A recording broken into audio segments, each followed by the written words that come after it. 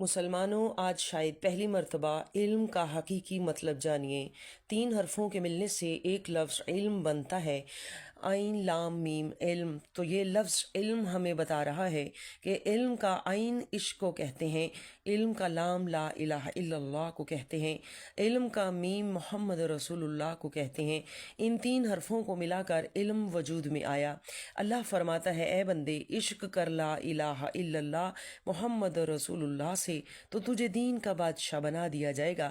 دنیا کے بادشاہ تیرے قدموں میں ہوں گے، تجھے ساری کائنات کا علم القرآن، علم قرآن کا میں سکھاؤں گا، ساری دنیا کی ڈگریاں تیرے قدموں میں رکھ دی جائیں گی، بس تو عشق کر لا الہ الا اللہ محمد رسول اللہ سے، اس کلمے کے مطابق زندگی گزار۔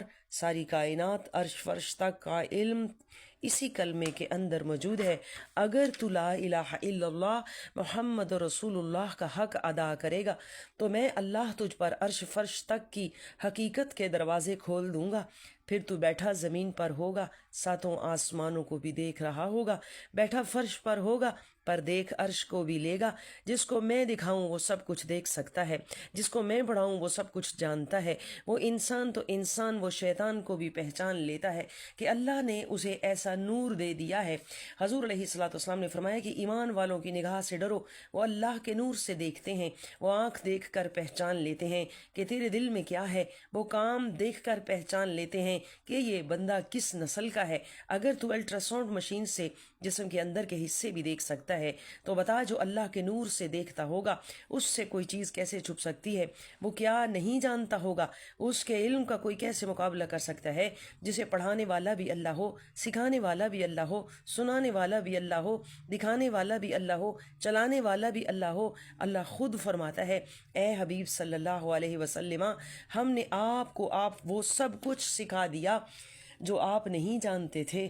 دنیا کی نظر میں آپ امی ہیں، کیونکہ دنیا میں کوئی آپ کا استاد جو نہیں ہے۔ آپ صلی اللہ علیہ وسلم کا استاد تو آپ کا رب ہے۔ اور اے نبی صلی اللہ علیہ وسلم، آپ امی ہونے کے باوجود بھی بہت کچھ جانتے ہیں، بلکہ سب کچھ جانتے ہیں، کیونکہ ہم نے آپ کے سینے میں ساری کائنات کا علم رکھ دیا ہے۔ دنیا میں آپ نے کسی سے نہیں پڑھا، مگر آپ سب سے بڑے استاد ہیں۔ آپ سے بڑا عالم کوئی نہیں، آپ سے بڑا نبی کوئی نہیں۔ جو آپ جانتے نہیں تھے، ہم نے وہ سب کچھ آپ کے سینے میں ڈال دیا۔ سبحان اللہ۔